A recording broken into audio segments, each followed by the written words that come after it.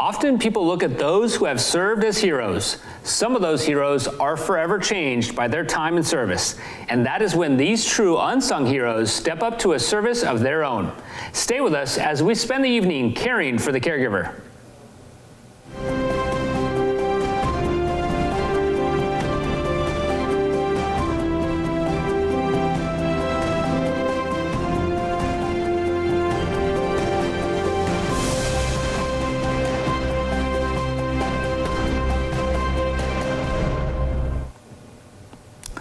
Welcome. Thanks for tuning in to Veterans Voices. I'm Nathan Johnson, back in the studio here in CCTV on the set of Veterans Voices after a year and a half. And tonight we will be talking with caregivers in the military community, and we invite you to join the conversation. Call us at 925-313-1170. Phones are open now. Send us a message through Facebook at Veterans Voices 1 or email us veteransvoices@ContraCostaTV.org. It is impossible to overstate the importance of caregivers in our military community. So many find themselves in need of different types of care after service, and that turns spouses, children, relatives, and friends into caregivers. Tonight, we will talk with people who have risen to that challenge. I want to welcome caregivers Melissa Como, Tiffany Holber, and Shayna Purser to the show. Welcome. So we'll have a great conversation. We've got plenty of time to talk about this, but real quickly, if you could go through and just introduce yourselves to our audience. Maybe Shayna, you could get started. Thank you. My name is Shayna Purser. I've been a caregiver for around 10 years or so, and it was through my caregiving journey that I actually ended up joining the caregiver world as a profession as well. So it's something that's very near and dear to my heart, and it's through connections with other caregivers that I found my true calling, and also found like-minded and souls in this community. Perfect. Thanks, Shayna. Melissa, maybe you could introduce yourself to our audience. Hi, my name is Melissa Como, and I am the proud spouse and caregiver of Staff Sergeant Stephen Como. He's a combat wounded Marine.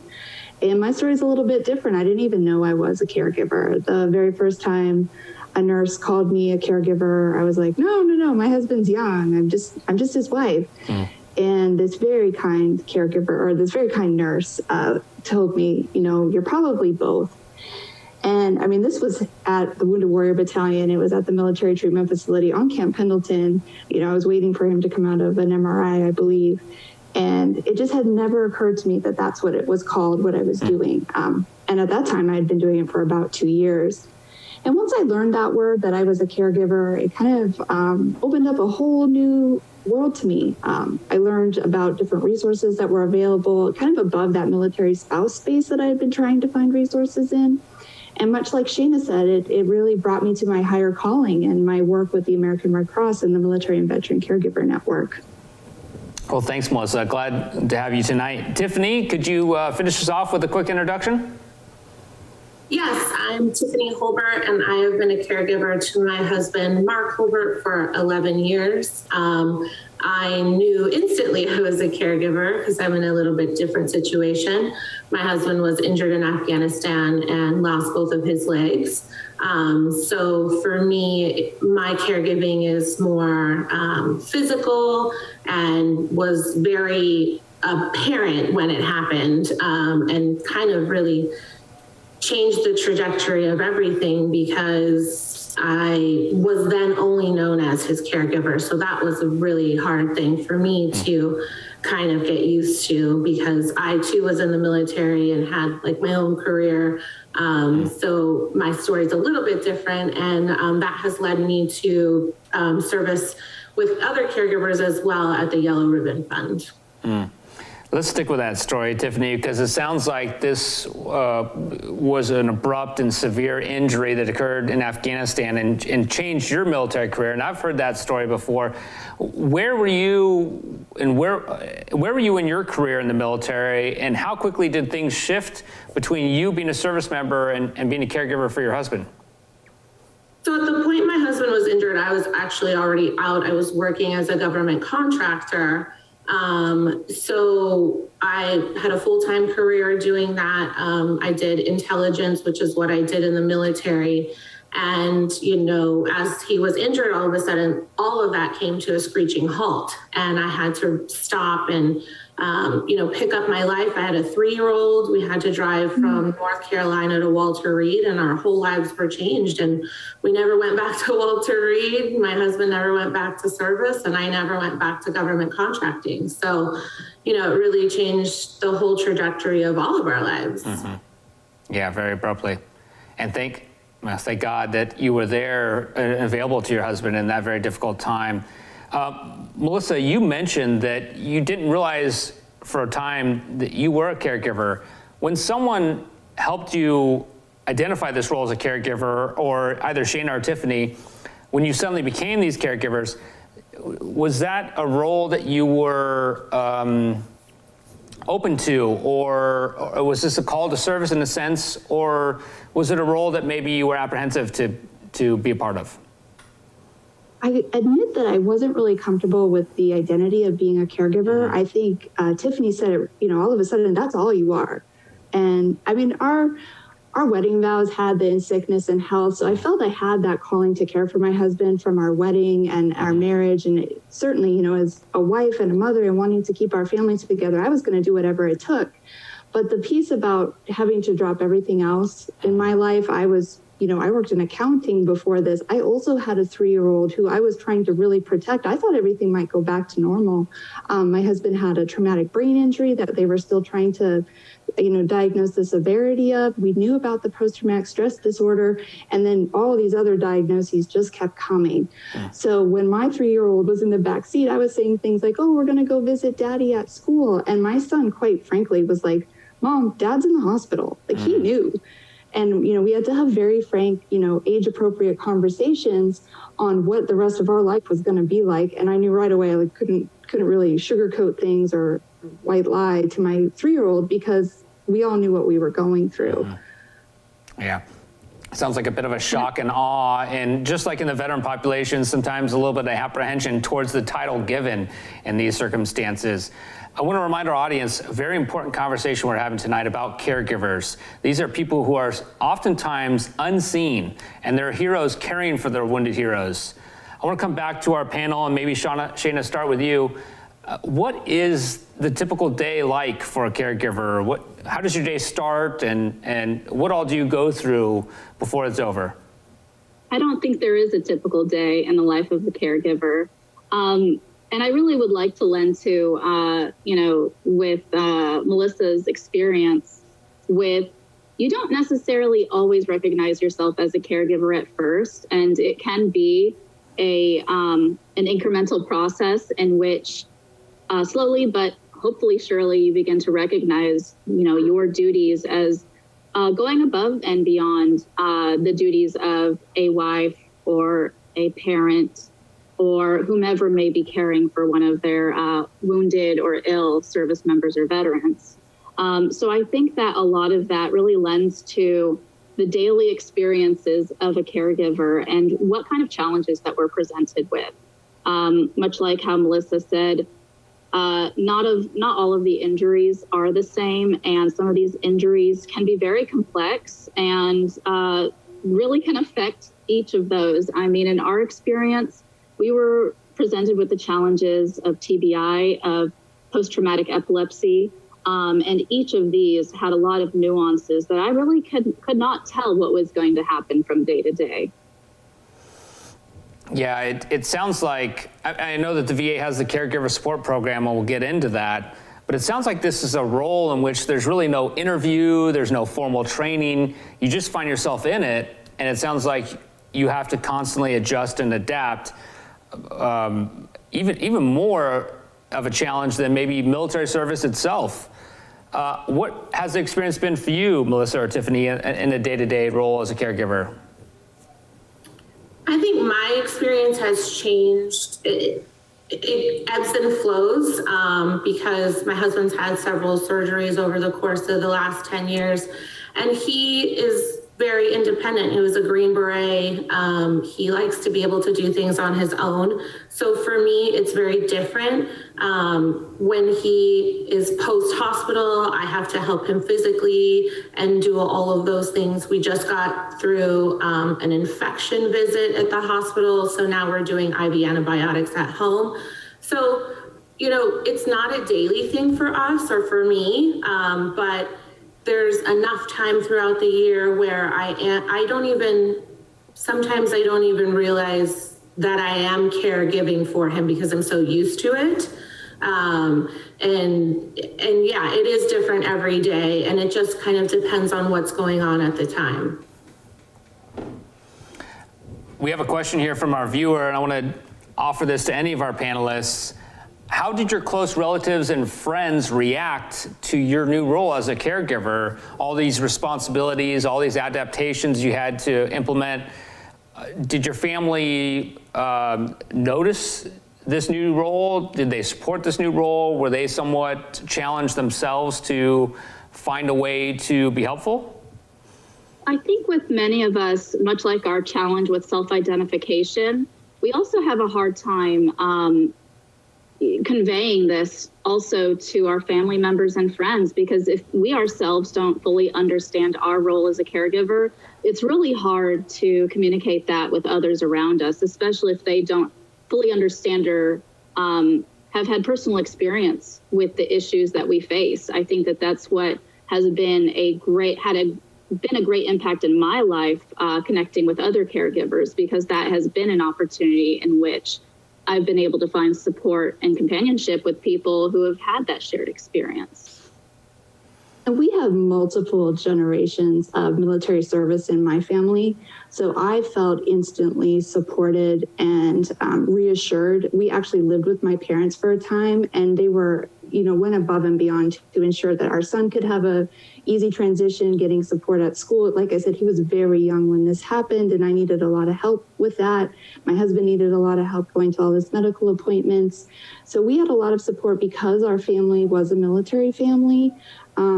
And my mom is a nurse, so she had some medical skills that also helped train me in some caregiving skills that I needed, that I still use to this day. Maybe you could elaborate a little bit more on that, Melissa, in terms of skills, because I don't know if our audience has a good understanding, or even if I do, on a day-to-day basis, what kind of skills are needed by a caregiver? Are you getting involved in medication management? Are you helping with some of the activities of daily living? I would imagine you're taking them to appointments at least, but give us a better sense of the day-to-day life and the skills needed by a caregiver. Yeah, so monitoring people's medication, so dosage, any changes, any side effects, that can be some medication management. For me, the number one thing I needed, and I always have to remember this, bevel up. When you give injections, Tiffany, I heard you're giving injections to your husband. I don't know why I always need to remember that, but giving someone IV antibiotics or vitamin supplements or things like that, that's something I regularly need to, no one trained me on that. My mom showed me how to do that, and I learned from her. Emotional regulation, safe transfer, different tips for driving safely and getting people out of the car. So if there's a pain or light sensitivity, how to keep lights, understanding that light sensitivity is a big issue, and sort of making modifications that can be more comfortable. So we have shutters in our home instead of blinds, so we can really make our house like a cave if needed. But a lot of caregiving is really noticing the signs and symptoms and noticing when something warrants medical attention beyond just regular caregiving, or if this is something that I know is just gonna, is just part of his care needs, and we can go through this. Understanding we have a lot of concerns in the night, so night terrors, part of PTSD and nightmares is a big issue. So having a service dog that helps with night terrors is a big help for us.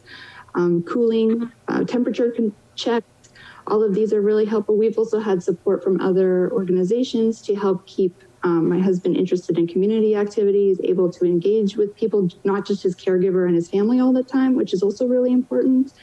Keeping him connected with other veterans, things like that. That's a lot. That's incredible.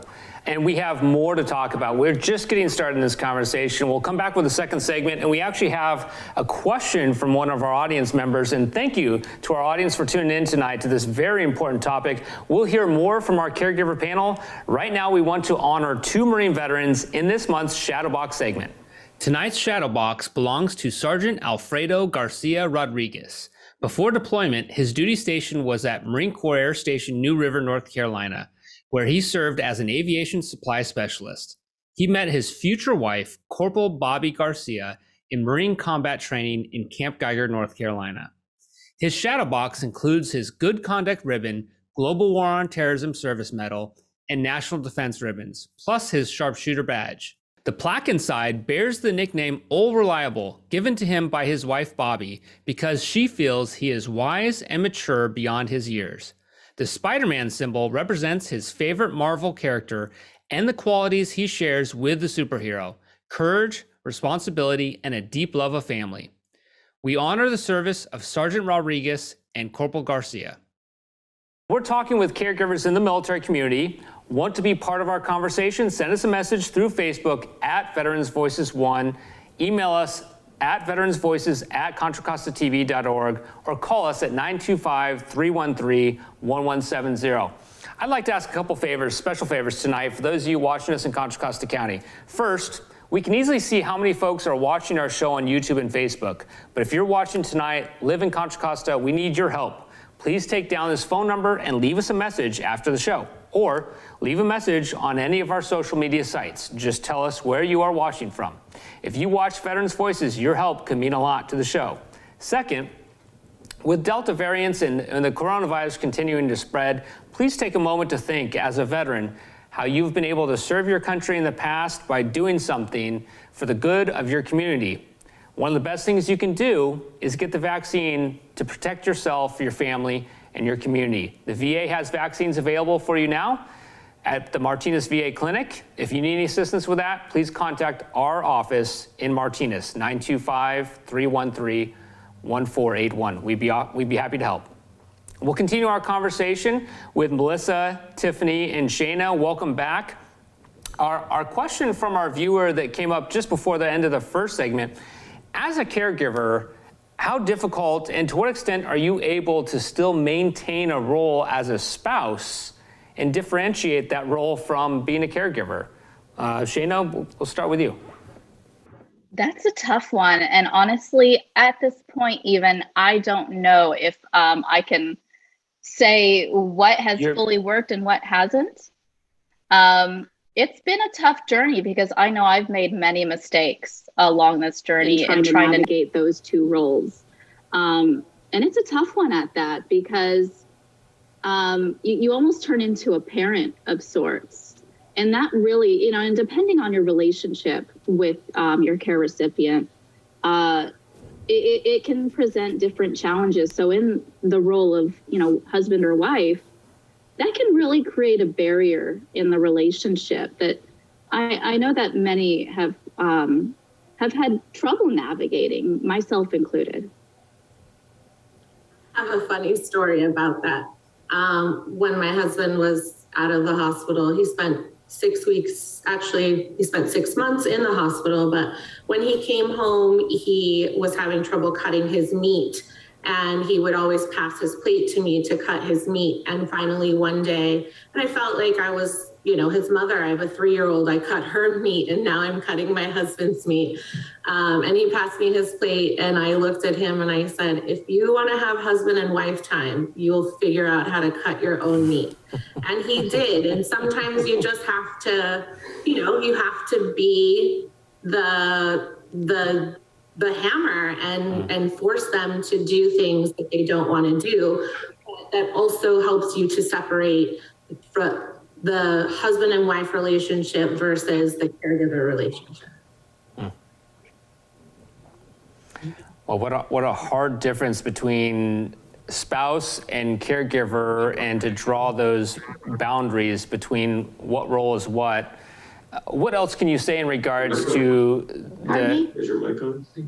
We have someone, we unfortunately gave out the link to our audience to watch tonight's show by connecting to our Zoom. So we're experiencing a little bit of difficulty on occasion with our audience. If you're trying to watch the show tonight, the Zoom call is not the way for you to watch.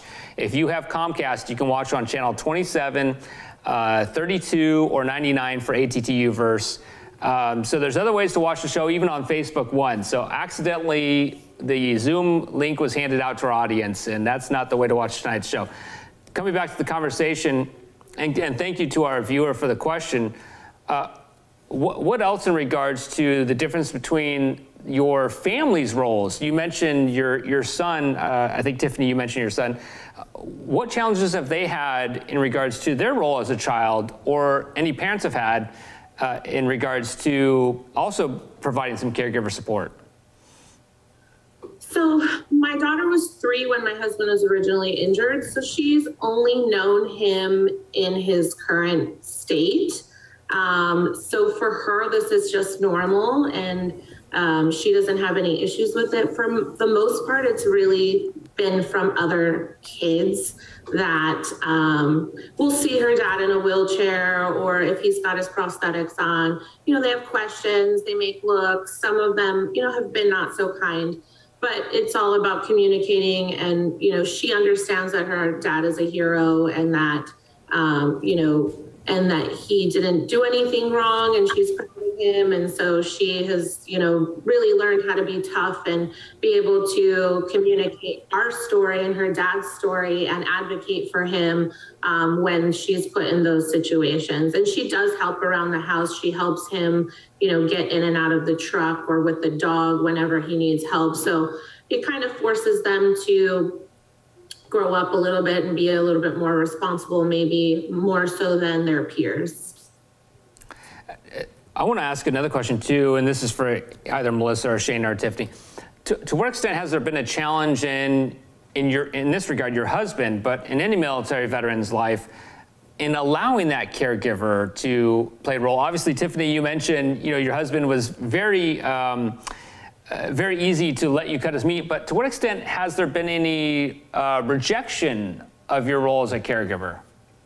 I think, sorry, Melissa, are we going to fight this one out? I don't know. So I don't know if you guys know many Marines. I love our Marines, but these are proud service members. And I think with that pride of service, with their honor to serve our country, the idea that they might need help or a caregiver comes with some hurt.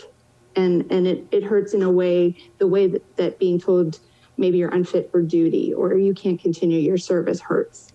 And so there can be some rejection to the idea that you need a caregiver. I don't really have a good solution for that. I think it's really important to have those conversations, and whether you're going to use that word, because like I said, that word has some stigma. Some people don't want to attach to that word. That's okay. I've heard people use like pit crew, or I'm just the wife, and that's okay. I help him out sometimes, or I help her. Veterans, Marines, soldiers, airmen, there are people out there that can help you, and it doesn't take away from any of the great service that you have provided. This is an honor for these caregivers to come alongside and care for you, with you, and it's a way that you can continue your legacy and really, have the best rehab and recovery you can, because the best outcomes for a veteran have to do with a well-supported caregiver. And I know we have someone from the VA who's going to talk a little bit about that. But having a caregiver is going to have really good health outcomes for you as well. And so maybe putting a little bit of that pride to the side, or maybe calling it something else, or reframing what you're calling that caregiving is going to help you in the long run. And trust me, that caregiver is going to meet all of those challenges. They want to be a part of your care journey, and I hope you let them in a little easier. So maybe battle buddy, which is a common term. I know that the Marine Corps doesn't use, but the Army does. So if you don't like the idea of a caregiver, maybe this is your new battle buddy. Shane, I know you wanted to say something about this. We have just a couple minutes though. Well, I mean, this resonated with me because this was entirely my experience. Lending once again to what Melissa said, there is some trepidation in accepting, sorry, one moment, there we go. and accepting, this label of needing a caregiver, and, also in relation to the stigma attached to it. And that was my experience. And it made it a lot more difficult to navigate the role, but also to advocate on their behalf and get the supports and services that both our service member and our family needed. And it really did make the road, to gaining supports and resources a lot more difficult. And it did add some extra bumps to that journey. And so it is a very real circumstance in this role. And it's something that I definitely did find challenges with myself. Well, I'm glad I asked that question. It sounds like it really strung a chord. We just have 2 minutes, so real quickly, what would either of you say to a new caregiver out there to provide them with a guiding light in moving forward? There's so many things I would want to say to a new caregiver. Give them the top thing you would say. Believe in yourself. Believe in yourself. Excellent. Okay. Thanks, Shayna. Melissa. Tiffany or Melissa?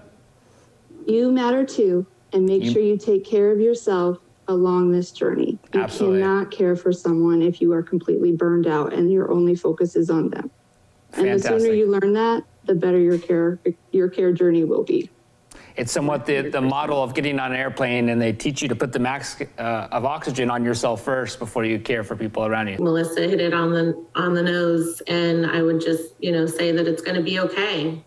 You're going to survive, and you'll find your way. It's going to be okay. You'll find your way. Believe in yourself and take care of yourself first. Great words for all of our caregivers out there.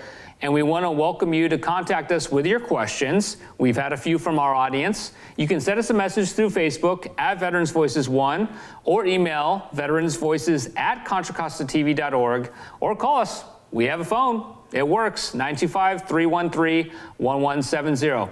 Again, we would like to ask a special favor for those of you watching us in Contra Costa County. We can easily see how many folks are watching our show on YouTube and Facebook. We have a very sizable audience on Facebook. Thank you for those watching tonight. But if you're watching tonight live in Contra Costa, we need your help. Please take down this phone number and leave us a message after the show, or leave a message on any of our social media sites. We just want you to tell us where you are watching from. If you watch Veterans Voices, your help could mean a lot to the show. So now we want to welcome back to the show. He's been on before, Shon Tamblyn.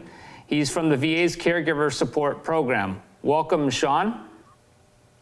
Thanks, glad to be here. Yeah, glad to have you back. We've talked about Caregiver Support Program with the VA before, and you were a guest here on the set.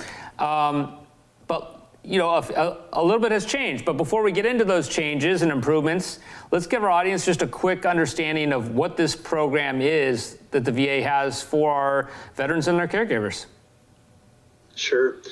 Well, as we've heard tonight, people have different experiences when it comes to caregiving, or even maybe even earlier in their journey, they're not even sure what a caregiver is or if they even are a caregiver. Not everyone comes from a military background as a military spouse. Some of our veterans were in the reserves or National Guard, or they met their significant other subsequent to their military service. And so many family members struggle to understand what resources might be available in order to support their loved one. And so back in 2010, Congress, recognizing the significant contribution of family caregivers, basically passed a law in order to mandate that the VA provide more support for family caregivers. Up to that point, the VA could provide support, but Congress in 2010 required it. And so in 2011, the VA started a family caregiver support program. And the purpose of that program was to provide support to people like those that have been on this panel in order to better understand the resources available in the VA or to better tap into community resources like Psych Armor or the Red Cross Military Veteran Caregiver Network, or even the Yellow Ribbon Project, and be able to help identify various ways that community organizations might be able to provide support for family caregivers as well. And so that's a little bit about the program and what we do. That's fantastic. And I think this is unique because the VA system historically, and the way it's designed, is to provide care for the veteran. But this has been the first opportunity in which the VA has expanded that care to the caregivers themselves. Give us an idea of what this mandated support means. What do our caregivers receive to help them get through, providing this day-to-day, very technical support? Sure. So the VA provided general information and support, general caregiver training in various areas, and they also provided a program of comprehensive assistance for a very specific group of veterans. So back in 2011, when the VA first started this program, that program of comprehensive assistance was only available to the post 9/11 era veterans. And specifically, that program provided a stipend to family caregivers. It provided healthcare coverage for family caregivers that may have quit or lost their jobs and didn't have other healthcare coverage options. It also provided mental health support, specific one-on-one mental health support, in addition to mileage reimbursement and other various supports through the VA. And so that was the way that Congress had set up that program. And for many years, the target was the post 9/11 era veterans and the family caregivers that were supporting those veterans. But we also provided general support to all caregivers. And just to clarify for our audience real quickly, Shon, 2000. Post 9/11, you're meaning any veteran who has served on active duty after 9/11 of 2001. So this excluded Vietnam veterans and World War II veterans, for example? Okay. Yes, it did, unfortunately, but that was the way that the law was designed, and so the VA and other community organizations, veteran service organizations across the country, strongly advocated that all family caregivers of all veterans should be recognized, and that those comprehensive benefits should be extended to caregivers of veterans of all eras. So is that what exists today? Well, Congress did pass a law to expand the program to all veterans of all eras. However, they started with the Vietnam era veterans and the groups prior to Vietnam. So those veterans that served on or before May 7th, 1975, and or those that were serving after September 11th. So there's still a group of veterans that are not currently eligible for those comprehensive benefits. However, the program within the next 2 years is due to expand to all veterans. And that was part of the law, is that once expansion took place, 2 years after that, they would expand to veterans of all eras. So right now, it is the veterans that are eligible for the program of comprehensive assistance are the veterans that are post 9/11 and the veterans that are served in Vietnam and prior, and those are the groups that are currently eligible. But in addition to expanding the eligibility of the program of comprehensive assistance, the VA really ramped up the services that are offered to all other veterans as well. They specifically assigned caregiver support coordinators at each VA medical center, and their role specifically is to work with the veterans and caregivers that might not be eligible for those comprehensive benefits. And so they're doing additional work to provide community outreach and to receive training and to provide specific mental caregiver workshops and work groups to better help family caregivers understand and to better help them help themselves, to better help them help their veterans. Now we have a question for our audience here and I want to just remind our panelists that they're still part of this conversation as well. So please jump in any part of this. It's a little bit more technical of a conversation, but to what extent does the Caregiver Support Program at the VA provide support for the children of severely disabled veterans, or is this just specifically something that the spouse is eligible for? That's an excellent question, and I think that I've always felt that the children of our veterans are a group that really needs some significant support, and it's a group that, quite frankly, I don't think is as well supported as it could be. And so what the caregiver support coordinators will do locally is to look at the community resources that are available to provide support for children and adolescents. They provide information on resources that perhaps online resources, books. Sesame Street has a wonderful program to help children come to terms with the injury of a parent and what that might mean to them in their lives. And it's done in a very age-appropriate way to help children work through those concerns that they might have. And so we're not only experts in terms of the way that the caregiver program runs nationally, but we're also experts on what's available in the local community. And so we will help family caregivers tap into those resources that might be best able to help those children and adolescents receive the support that they need through those community services. We might even help family members explore the healthcare options that they have, CHAMP VA, other services that family members might be eligible for, and what that might mean in terms of counseling or support for children that might be struggling.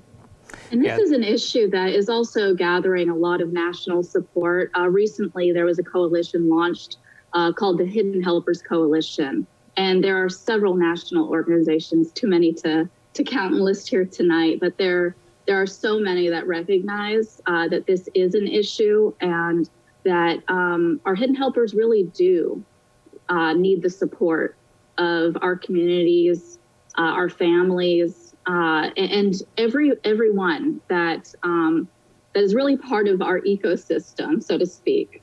And so this is something that we recognize as important and necessary to support those who are helping, but are doing so behind the scenes. Mm-hmm. Yeah, thank you so much for that, Shana. More could be done for other family members. It sounds like a stipend is provided, healthcare is provided. What else do you think should be included in programs like the VA's Caregiver Support Program or through community programs that exist? Well, one aspect of the expansion was that the VA would provide some additional services in terms of legal services and financial services. And that aspect of the expansion hasn't come to fruition yet.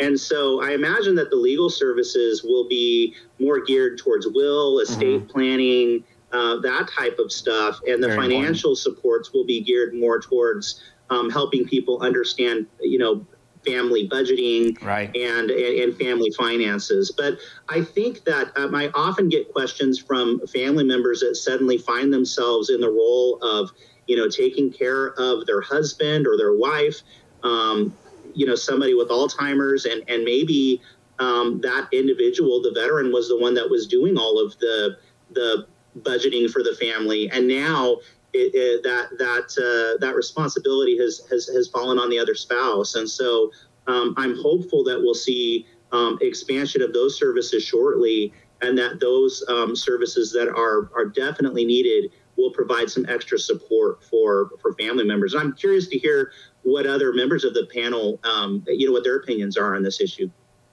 Thank you so much, Shon. I get asked this all the time, what I think there could be done. And the number one, we get two at the Military and Veteran Caregiver Network. The number one question that we get asked is about different caregiver trainings. So more disease-focused trainings, trainings more specifically towards mental health caregiving, to a variety of caregiver trainings like you said, the VA does offer caregiver training for those in the program of comprehensive assistance, but there could be more basic CPR, first aid, things like that. And the other is peer support. We know that the VA has a wonderful peer mentor program where they will pair caregivers with another caregiver who's maybe been on the journey a little bit longer to share their experience, their resources, and really have that peer component.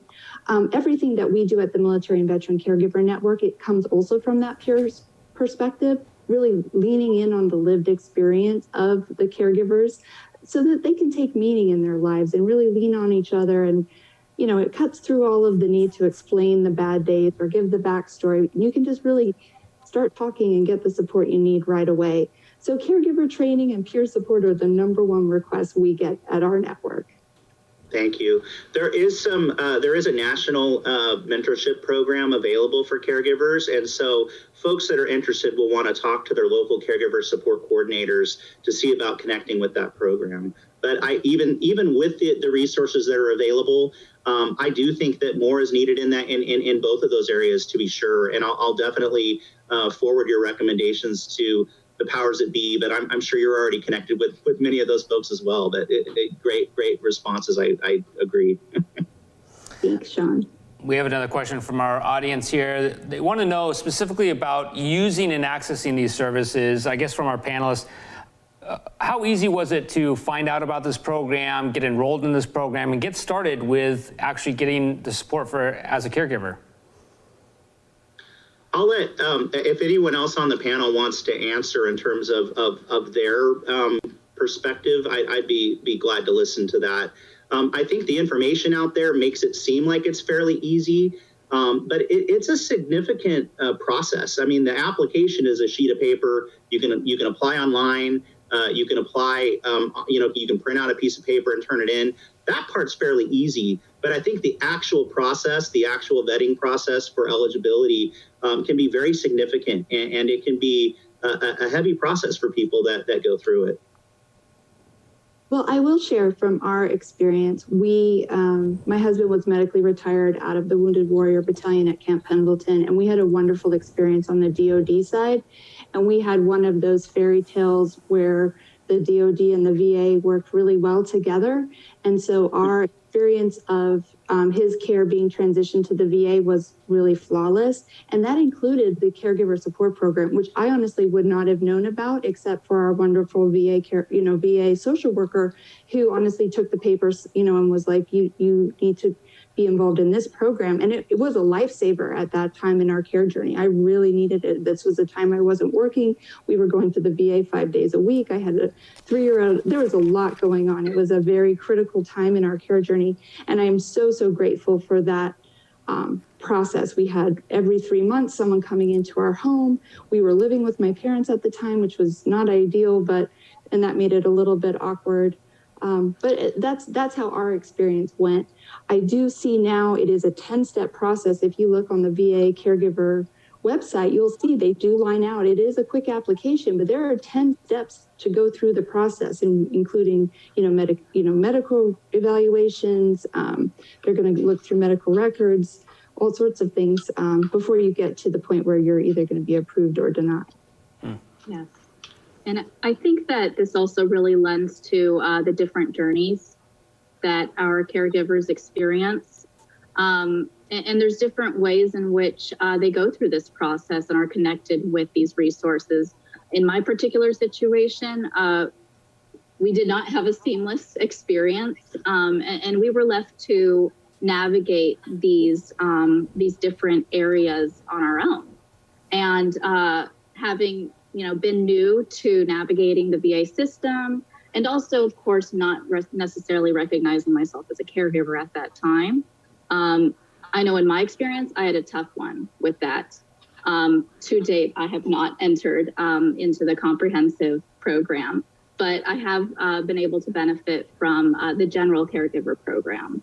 But I think that really also lends to, the individual experiences and what illnesses or injuries are being addressed, and also where that caregiver and their care recipient are entering into the VA care system, because there are going to be different experiences and different levels of services available depending on the facility. Shana, let me ask a point of clarification there. You said, I haven't enrolled in the program. I've been using the general caregiver program instead. Could you clarify that? I didn't quite follow that. I think that actually Melissa or Tiffany may be able to better, define the differences between the two programs. But there are two programs. There's PCAFC, which it's one acronym that I can, for the life of me, never remember. But then there's also the General Caregiver Program. And the General Caregiver Program, it's a lot easier to access, but like Melissa highlighted, there are different opportunities that are available.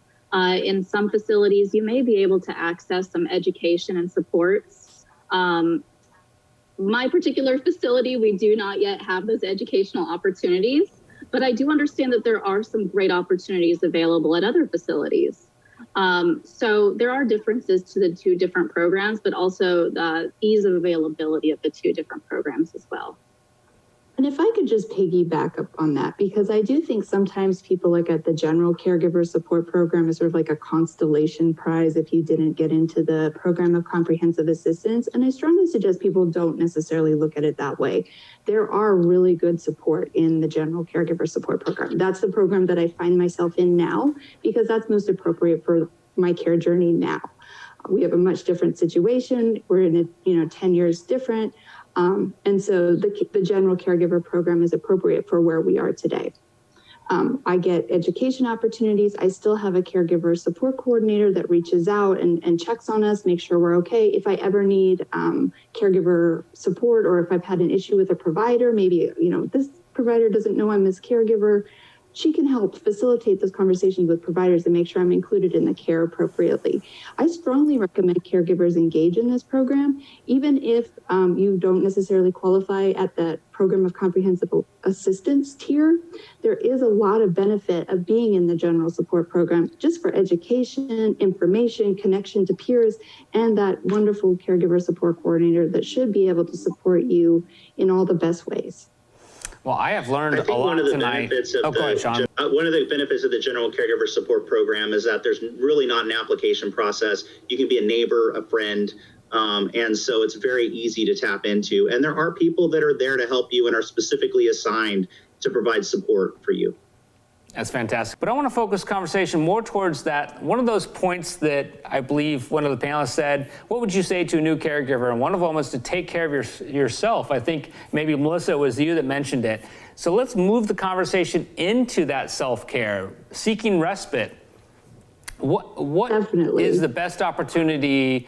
And Tiffany, feel free to start us off here. What is the best opportunity for a caretaker on a daily basis to care for themselves? And then maybe later in the conversation, we'll talk more about maybe extended self-care. Yeah, so through the Yellow Ribbon Fund, we offer a program called the Keystone Program, and we have chapters throughout the country, and we also have a national chapter where we offer these opportunities for respite or wellness or education, where you're surrounded with your other fellow caregivers, you're getting time away from the person that you're caring for, from your duties. You're just focused on yourself and connecting with other caregivers. I wish that I had that kind of connection when my husband was originally injured and we were like in the thick of it. I didn't have that, and I'm so happy to be able to be part of an organization that offers that kind of respite. I know for myself, if I am not rested, if I don't feel rejuvenated inside, I'm not a good mother, I'm not a good, wife, I'm not a good caregiver. So it's so important that we're giving caregivers opportunities to find that. Well, it's a good thing for Yellow Ribbon Fund. And I know there's other organizations out there as well. On a day-to-day basis, though, as a caretaker, what's important to maintain a focus on in terms of self-care? I know that most of your time is spent managing medications and transferring and doctor's appointments and such. But on a day-to-day basis, how do you ensure that you wake up in the morning with the energy and the focus and I guess the mental fortitude to continue in your role? You have to make yourself a priority too. And honestly, I wish I had learned this sooner. And I like to start this, that I did this all wrong. So when I first became a caregiver, I was going to be Wonder Woman. I was going to do it all. I was going to be the perfect mom. I was going to work. I was going to take care of my husband. Our house was going to be perfect. And 2 years later, I finally made it to my own doctor's appointment. And my doctor point blank asked me if I had had another baby because I had gained so much weight and my own blood pressure was through the roof. And he, I kind of burst into tears and started, telling him everything that was going on. And he said, you absolutely have to start taking care of yourself because sometimes caregivers die first. And that was a huge wake-up call. And that's a horrible thing to hear, especially when I have a young son. And he told me I was the youngest caregiver he had ever seen. He was used to dealing with other caregivers, much like I was. Like when there are caregivers of all eras. So I was already at this burnout phase, and I was 34. So I was in bad shape. So I took my doctor's advice and I decided I was going to take care of myself. And what did that mean? That meant I was going to get enough sleep. And that meant I was going to eat right. And I was going to drink water. All those things that are really boring that everyone tells you are good for you. But guess what? They are good for you. And if you commit to those long enough, you'll see how good they are. They'll make you feel better. And you are better for everyone. Just like Tiffany said, you're a better mom, you're a better person, you're a better friend, you're a better caregiver, you're better for everyone. And that's how you can do this long term. I know I'm going to be a caregiver for the rest of my husband's life. And I need to make sure I can be there for him physically, mentally, and emotionally. Yeah, very boring, but very basic. I mean, you talk about the lower level of the hierarchical needs there in terms of food and water and sleep. And it is amazing how those who care for others forget about some of those very basic things. Yeah. Jana, you wanted to add to that? No, it's funny. You say, the basic needs, and often we do forget. We'll forget to eat. We'll forget to drink. We'll forget to take care of our own medical needs. And it's very common within this population. And we often forget that our own health is important. And we recognize, the importance of our role as a caregiver, but we don't necessarily recognize the importance of our own health and also our own inherent worth. And that we do also deserve to be healthy, and that this self-care and this respite, it comes in many different forms. Of course, we definitely need to feed and water ourselves and take care of ourselves, but also our forms of respite and self-care, they come in so many different ways.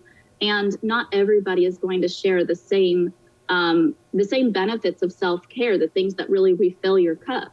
But I think also along that same line is giving yourself grace. Because I think many of us are very self-critical in our role as a caregiver. We often feel like we may not be doing enough. We may not be doing it right. And we often become our own worst critics. And I think one of the biggest and most beneficial things that we can do for ourselves is give ourselves that grace and treat ourselves that in a way that we would treat a friend. Because we can be pretty harsh on ourselves. And I think that in itself is a form of self-care as well. We have about 30 seconds, and Tiffany mentioned the Yellow Ribbon Fund. What long-term opportunities are there for respite? Again, we got about 30 seconds. The VA does have a respite care program, and I can't necessarily lend to information on that one, but I do want to provide some information with regard to the Elizabeth Dole Foundation's respite relief program. And what they do is they will offer a certain number of hours to provide caregivers from any era, any injury, an opportunity to relax and take some time for themselves, regardless of what that need is. And that's something that is readily available, and all it requires is an application. That's great. Well, thank you to all the caretakers, and thank you to all the organizations, including the VA, supporting those caretakers. And yes, the VA does have respite care. I believe it's up to 30 days of respite care per calendar year that the VA can provide critical care for that veteran patient while the caregiver is able to focus on other needs, medical needs, take a vacation, do some shopping, and just keep the house in order. So thank you again to all of our guests. Thank you to our audience for sticking with us. I know we've had some technical difficulties, but it's so important that you've watched this show tonight. And we've got an outro for you. Hope everyone has a great evening, and we'll see you next month. Thank you. Thank you for tuning in to the show tonight. We hope that the stories of our caregivers have moved and inspired you. We leave you with some resources for the caregivers of those who have served. VA Caregiver Support Program is a great place to start if you are looking for caregiver resources. Start your search at caregiver.va.gov or call 855-260-3274. The American Red Cross Military and Veteran Caregiver Network offers peer-based support and services to help service members and veterans. Find them at redcross.org. The mission of Family Caregiver Alliance is to improve quality of life for family caregivers and the people who receive their care. Reach them at caregiver.org or call 800-445-8106.